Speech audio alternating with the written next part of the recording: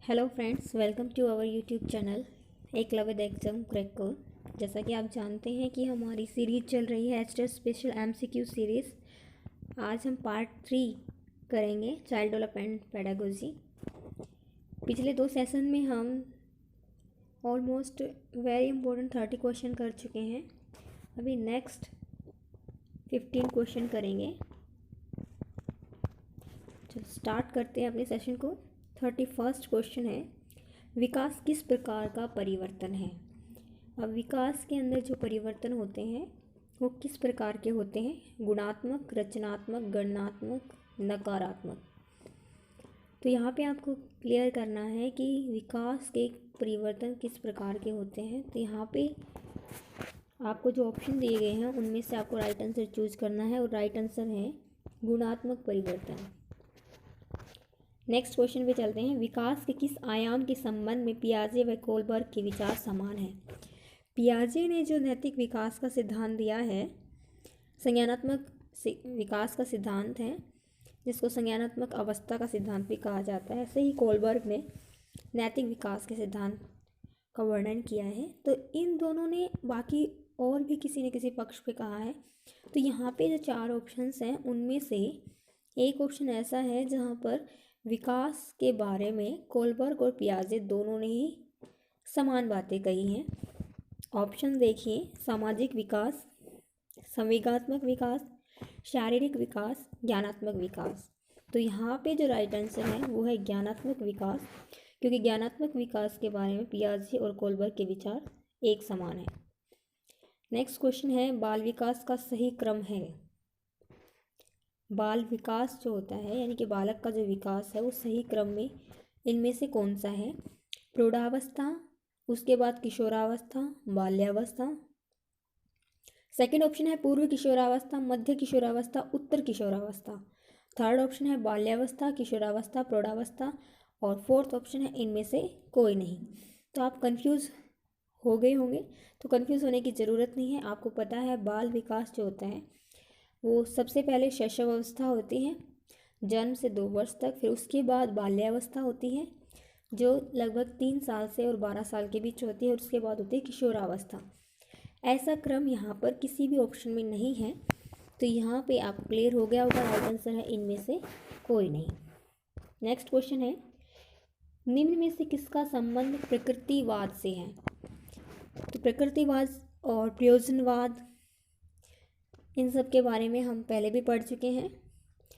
और पेपर 2 जो है, जिनका लेवल 2 है, तो जिन्होंने बीएड किया हुआ उनको भी क्लियर होगा कि प्रकृतिवाद से यहाँ पे कौन संबंधित है। तो ऑप्शन है पियाजे, रूसो, स्किनर, फ्रॉयड। तो यहाँ पे राइट आंसर है रूसो। रूसो जो है वो प्रकृतिवाद से संबंधित है। नेक्स्ट क्वेश्चन है, एक अच्छे शिक्षण अधिगम वातावरण निर्माण के लिए आवश्यक है। अच्छे शिक्षण अधिगम यानी कि जब एक अध्यापक बच्चों को सिखाना चाहता है, शिक्षण करना चाहता है, तो उसके लिए जो वातावरण होना चाहिए वो किस प्रकार का होना चाहिए और अच्छा शिक्षण हो जाए, इस प्रकार कौन से ऑप्शन को आप राइट रखेंगे? एक भव्य भवन यानी कि जो इमारत है विद्यालय की वो बहुत ही भव्य होनी चाहिए, या फिर अच्छा पाठ्यक्रम होना चाहिए, छात्र शिक्षक में एक दूसरे को समझने की योग्यता होनी चाहिए, अच्छी पुस्तकें होनी चाहिए। तो यहाँ आपको क्लियर कर देना चाहिए कि एक भव्य भवन, अच्छा पाठ्यक्रम और अच्छी पुस्तकें बेकार होती हैं यदि छात्र और शिक्षक एक दूसरे को पारस्पर रूप से नहीं समझ पा रहे हैं। तो यहाँ पे राइट आंसर क्या रहेगा? छात्र शिक्षक एक दूसरे को समझने की योग्यता रखते हैं। नेक्स्ट क्वेश्चन है, बच्चे भाषा अधिग्रहण डिवाइस के साथ पैदा होते हैं, यह किसने कहा? यानी कि जो बालक होता है उसके अंदर लैंग्वेज एक्विजिशन डिवाइस जो होता है वो जन्म से होता है। बच्चा भाषा जो सीखता है वो जन्म से ही सीखता है, वो जिस भी पर्यावरण में, जिस परिवेश में रहता है उसी की भाषा सीखता है। तो यह जो बात थी इस डिवाइस के विषय में किसने कहा था? स्किनर ने, पायलट ने, विगोत्स्की ने, चॉम्स्की ने। तो चॉम्स्की जो थे उन्होंने यूनिवर्सल ग्रामर का भी कंसेप्ट दिया था। और यहाँ पे जो ऑप्शन है भाषा अधिग्रहण डिवाइस के बारे में, तो वो भी बिल्कुल राइट आंसर चॉम्स्की ही रहेगा। चॉम्स्की ने ही लैंग्वेज एक्विजिशन डिवाइस के विषय में बताया था। नेक्स्ट क्वेश्चन है, भारतीय संविधान में राज्य नीति निर्देशक सिद्धांतों के तहत अनुच्छेद 45 प्रदान करता है। तो अनुच्छेद 45 किस प्रकार का अधिकार प्रदान करता है? अल्पसंख्यकों के लिए अधिकार देता है, निःशुल्क और अनिवार्य प्राथमिक शिक्षा प्रदान करता है, देश के कमजोर वर्गों के लिए शिक्षा प्रदान करता है, राज्यों को वित्तीय सहायता देता है। तो शिक्षा के विषय में अगर बात की जाए तो अनुच्छेद 45 एक नीति निर्देशक सिद्धांत है जो कि निःशुल्क और अनिवार्य प्राथमिक शिक्षा देने का प्रावधान करता है। और इसी के अकॉर्डिंग ही जो आर्टिकल 21E है 1986 में जो संशोधन किया गया था, 86वां जो संशोधन था, उसके तहत जो है निःशुल्क और अनिवार्य प्राथमिक शिक्षा का प्रावधान भी किया गया था। नेक्स्ट क्वेश्चन पे चलते हैं। भाषा में अर्थ की सबसे छोटी इकाई है कि भाषा में अर्थ की पूछा। यहाँ पे देखो ध्यान देने की बात है कि भाषा में अर्थ की छोटी इकाई संकेत, वाक्य, रूपिम, स्वनिम।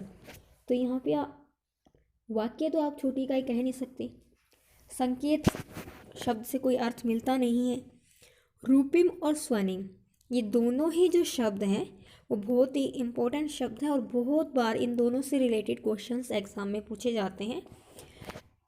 रूपिम और स्वनिम जो होता है ये इंग्लिश लैंग्वेज जो है अंग्रेजी भाषा का मॉर्फिम और फोनिक्स इन दोनों शब्दों से मिलकर के हिंदी रूपांतरण है कही जा सकते हैं। स्वनिम जो है फोनिम्स का और रूपिम जो है मॉर्फिम्स का। तो स्वनिम क्या होते हैं? ये सिलेबल्स होते हैं, ठीक है। और रूपिम क्या होते हैं? ये मीनिंगफुल स्मॉलेस्ट वर्ड कहे जा सकते हैं, ठीक है।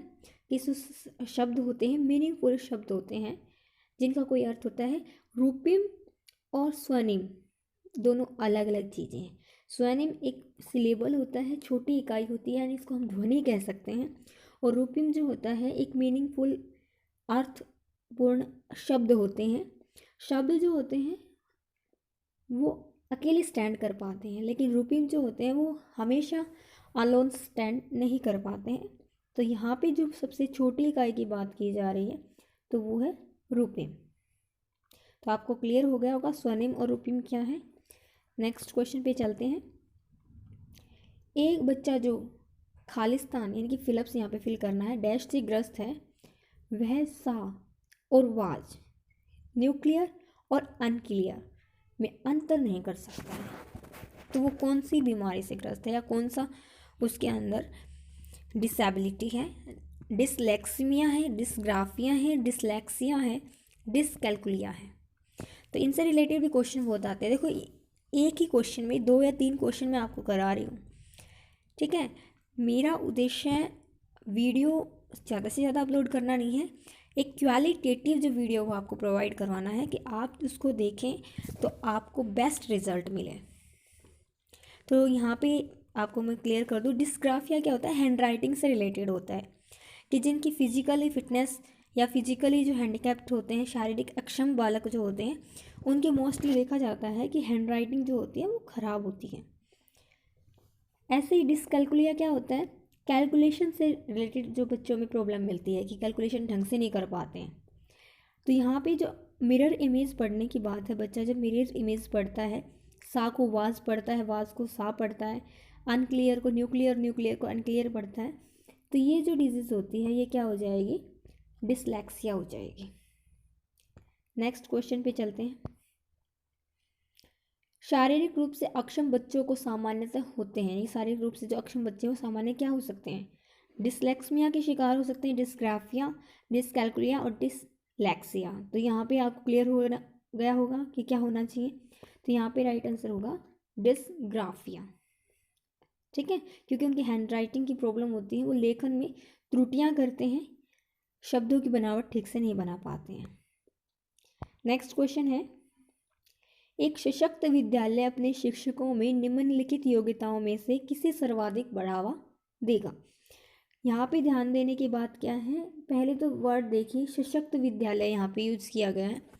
फिर है शिक्षकों की योग्यताओं के बारे में पूछा गया है।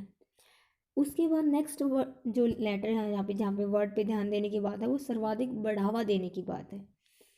तो यहाँ पे देखिए, एक एक ऑप्शन को ध्यान से पढ़िए। परीक्षण करने की प्रवृत्ति, यानी कि ज़्यादा से ज़्यादा एग्जामिनिंग किया जाए, टेस्ट लिए जाएँ, बच्चों को जो है वहाँ की एबिलिटी चेक किए जाए बच्चों की। या फिर मेमोरी बेस्ड स्मृति के ऊपर। अनुशासित स्वभाव, यानी कि टीचर जो होने चाहिए वो स्ट्रिक्ट होने चाहिए। डिसिप्लिन ज़्यादा अच्छा बनाए रखे स्कूल में। प्रतिस्पर्धात्मक अभिवृत्ति।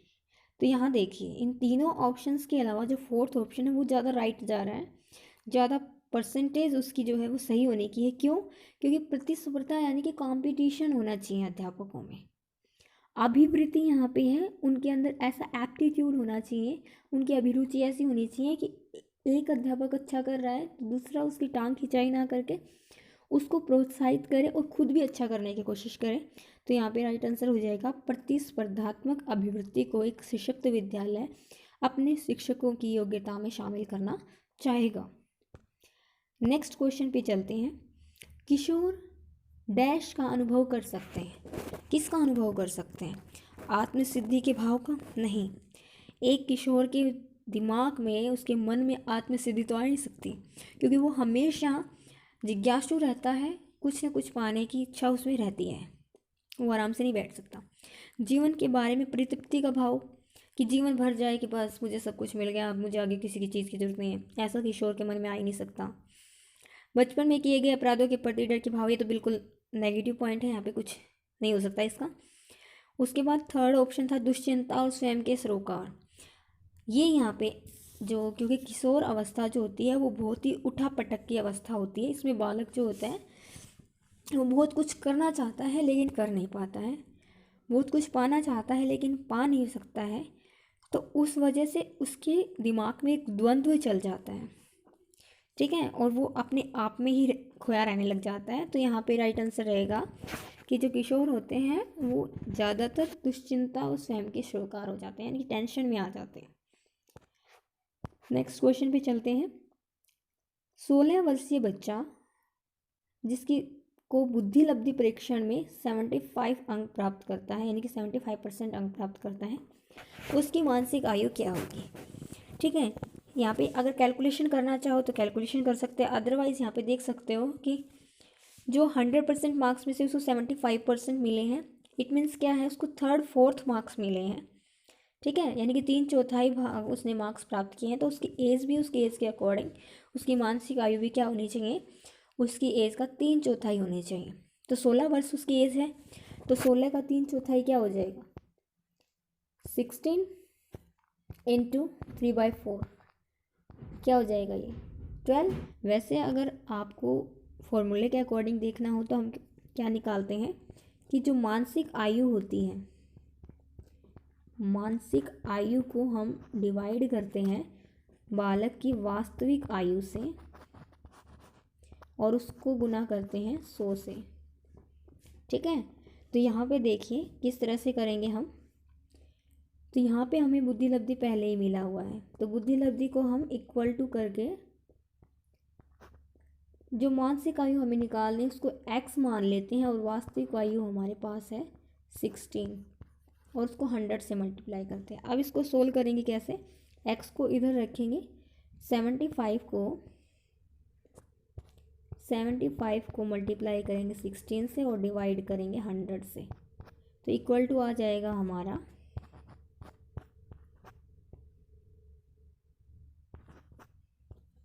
कितना आ गया, 12 आ गया। तो यहाँ पे x की वैल्यू आ गई 12। क्लियर है। नेक्स्ट क्वेश्चन है, समस्या समाधान विधि के जन्मदाता हैं। समस्या समाधान विधि किसने दी थी? सबसे पहले जॉन डीवी, कार्ल मार्क्स, अरस्तु, इनमें से कोई नहीं, तो यहाँ पे राइट आंसर रहेगा जॉन डीवी। नेक्स्ट क्वेश्चन है, निम्न अवस्थाओं को भाषा विकास के आधार पर सही क्रम में व्यवस्थित कीजिए। तो यहाँ पे वही क्वेश्चन आ गया, स्वनिम, रूपग्राम, अर्थक्रियावाद और वाक्य विन्यास, इन सब को आपको क्या करना है, भाषा विकास के आधार पर ही सही क्रम में व्यवस्थित करना है। तो इसका सही क्रम क्या रहेगा, इसका सही क्रम क्या रहेगा, 1 2 3 4 2 1 3 4 2 3 4 1 1 2 4 1 3। तो इसका राइट आंसर रहने वाला है यहाँ पर 1 2 4 3, यानी कि सबसे पहले स्वनिम, उसके बाद रूपग्राम, जिसको रूपिम भी कहते हैं, पहले रूपग्राम कहा जाता लेकिन अब रूपिम कहा जाता है, वाक्य विन्यास, और फिर लास्ट में क्या आ जाएगा, अर्थ क्रियावाद। ठीक है, तो ये बहुत ही इंपॉर्टेंट क्वेश्चंस आज हम अपने सेशन में लेके आए थे। आपको उम्मीद है मुझे बहुत अच्छे लगे होंगे। अगर आपको पसंद आ रहे हैं तो प्लीज़ हमारे वीडियो को लाइक करें, शेयर करें और चैनल को सब्सक्राइब करें, ताकि आगे आने वाली वीडियोस के नोटिफिकेशन आपको सबसे पहले मिलें, और बेल आइकन को भी ऑन रखें। Thanks for watching.